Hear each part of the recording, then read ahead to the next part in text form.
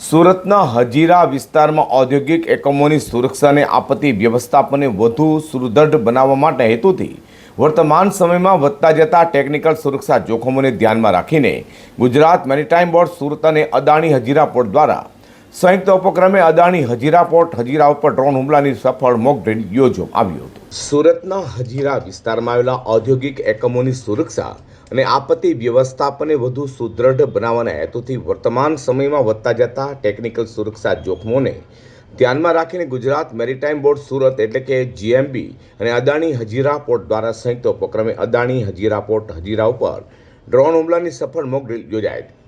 અદાણીના Hazira port ઉપર બપોરે 12:10 અજાણ્યા શંકાસ્પદ ડ્રોન દ્વારા લિક્વિડ જેટી અને લિક્વિડ ટર્મિનલ પર હવાઈ ડ્રોન હુમલો થયો હતો। કવાયતની શરૂઆત ઓન સાઇટ ઇમરજન્સી તરીકે થવા પામી હતી। સતર્કતાના ભાગરૂપે કાર્ગો હેન્ડલિંગ, શિપ મુવમેન્ટ અને ક્રેન ઓપરેશન તાત્કાલિક ધોરણે બંધ કરી દેવામાં આવી હતી। પોર્ટ સિક્યોરિટી યુનિટ, CISF અને મરીન પોલીસ હાઈ એલર્ટ થઈ પોર્ટ પરના તમામ કર્મચારીઓને સુરક્ષિત સ્થાને ખસી જવા સૂચના આપી હતી। ત્યારબાદ કેમિકલ કાર્ગો જહાજ તેની સાથે જોડાયેલા ટેન્ક ફાર્મ ઇન્ફ્રાસ્ટ્રક્ચર પર ડ્રોન હુમલાની કવાયત થઈ હતી। આ હુમલાને કારણે હેવી એરોમેટિક કેમિકલ સાથે સંબંધિત જોખમી સ્થિતિ સર્જાઈ હતી। ઇમરજન્સી પ્રોટોકોલ ધ્યાને લઈને જિલ્લા કલેક્ટરના વડપણ હેઠળ મ્યુચ્યુઅલ એડ ટીમોને જવાબદારી સોંપાઈ હતી, જેના દ્વારા સ્થાનિક અને જિલ્લા સ્તરે વિવિધ એજન્સીઓ વચ્ચેના તાલમેલ અને પ્રતિસાદની અસરકારકતાની ચકાસણી કરાઈ હતી।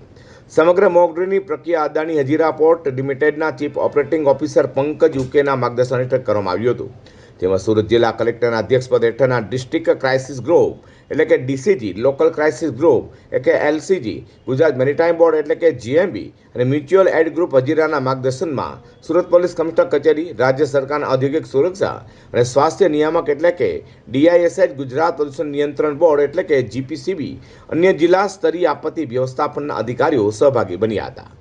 મોક ડ્રીલમાં હજીરા વિસ્તારની મ્યુચ્યુઅલ એડ ઇન્ડસ્ટ્રીઝ જેવી કે Shell, NS, Kribhco, NTPC, Reliance, ONGC, GAIL અને હજીરા નોટિફાઈડ ઓથોરિટીના પ્રતિનિધિઓ સહભાગી બન્યા હતા।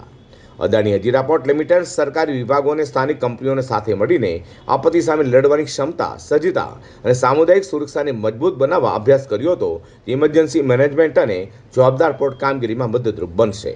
जैसे कि आप जानते हैं कि हजीरा एक बहुत इम्पोर्टेंट इंडस्ट्रियल एरिया है जहाँ पे हमारा खुद का पोर्ट है। इसके अलावा AMNS, रिलायंस, NTPC, ONGC, गेल, ये इतनी बड़ी बड़ी इंडस्ट्रीज़ यहाँ है जो भारत देश और गुजरात स्टेट के लिए बहुत बड़ा एक हब है, इंडस्ट्रियल हब है।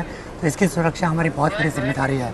इसकी प्रिपेयर्डनेस को हमें हर वक्त जागरूक रहना पड़ता है। इसके लिए हम लोगों ने एक मॉक ड्रिल आयोजित की है, जिसमें हम लोगों ने एक सिनेरियो क्रिएट किया था, जिसमें जहाँ पे हमारा लिक्विड टर्मिनल का जो वेसल है वो जेटी पे उस पर ड्रोन अटैक का एक सिनेरियो क्रिएट किया था।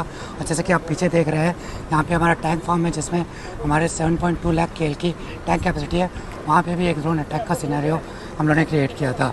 इन दोनों सिनेरियोज़ में जो अटैक हुआ, जिस आग लगी है, उसको किस तरह से कंट्रोल किया जाए और जो बाकी के स्टेक होल्डर है जैसे NTPC है, ONGC है, उनकी भी हेल्प लेके state government, district collector office as well as GMB की हेल्प लेके सिचुएशन को कैसे कंट्रोल में लाया जाता है और ज़्यादा से ज़्यादा जल्दी से जल्दी और कोई भी बिना हताहत हुए कैसे सिचुएशन कंट्रोल हो, उसको हम लोगों ने इसमें इस पर्टिकुलर मॉक ड्रिल में हम लोगों ने एनालिसिस किया और इस एनालिसिस के बाद हम अभी इसका सब लोगों को ब्रीफिंग देंगे।